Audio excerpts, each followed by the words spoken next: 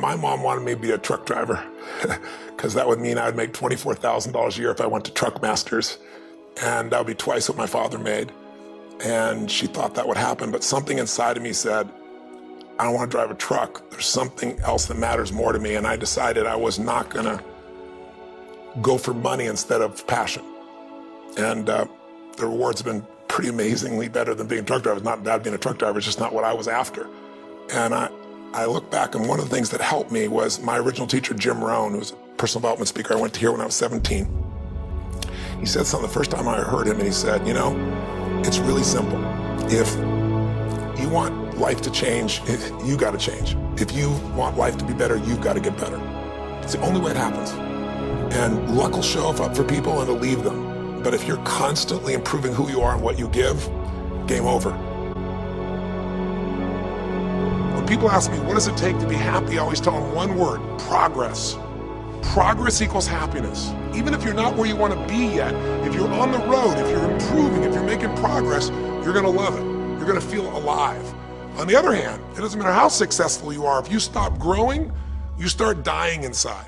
I've always had this belief: if you want to be successful at anything in life, never leave the sight of setting a goal without doing something that commits you to fulfillment. If you get, like, you're in state, right, when you do something. While you're in state, that's the time to commit yourself to something that makes you follow through. So I'd call somebody up, I'd schedule something, I'd lock in the next meeting, I'd sign up for the class, I'd enroll the guy who was going to mentor me, I'd set the meeting with a mastermind of people I met. I did something so that whatever I committed to, there was something when I went home that would pull me there. It's structure. This could be the greatest time you ever live if you control what you focus on, if you find a more empowering meaning, and if you decide to model the actions of those who succeeded before you. It can be the best financial time, the best emotional time, the best spiritual time of your life, but you better take control of your state. And if you think you're going to do it just by today, you're wrong. You're going to need to get yourself some rituals. Right now, every one of you in this room is controlled by your rituals. I don't just mean this one. I mean every morning you get up. I know your body. I can look at your body right now and I can guess your rituals. Some of you, your rituals to work out 5 times a week, I can see it clearly. 4 to 6 times a week, it's obvious. Because you couldn't look like that if you didn't do that. Some form of workout. I don't care if it's walking, lifting, whatever. Some of you, it's obvious that lifting weights is part of it. You can see by that man's muscles. I know what his rituals are. Because your life comes from your rituals. If you don't develop the ritual, you're kidding yourself. How many agree with me on this? Raise your hand and say, I. And there are rituals that put you in state, and there are rituals that take you out of state. But if you've got what you know, that focus, the target, and you got the toolbox, and you're still not getting what you want, it's because you got inner conflicts. That's the third pillar. You've got to resolve your inner conflicts. Because that, as I tried to explain to you, 80% of success in anything is your psychology, and 20% is the mechanics. So those inner conflicts are when you take 2 steps forward, you pull 3 steps back. Right? When you say, boy, I'm totally committed to this, but you don't follow through. This is my expertise, the why guy part. Why? Why do you keep saying you want this? You have crystal clarity, you have the tools, and you're still not getting it? There's a conflict in you. Align your life with what is most important to you. And then once you are in a position where you're aligned, guess what you'll do? Take action. You won't have to work at it. When everything's in alignment, there's nothing pulling you away, boom, you go for it.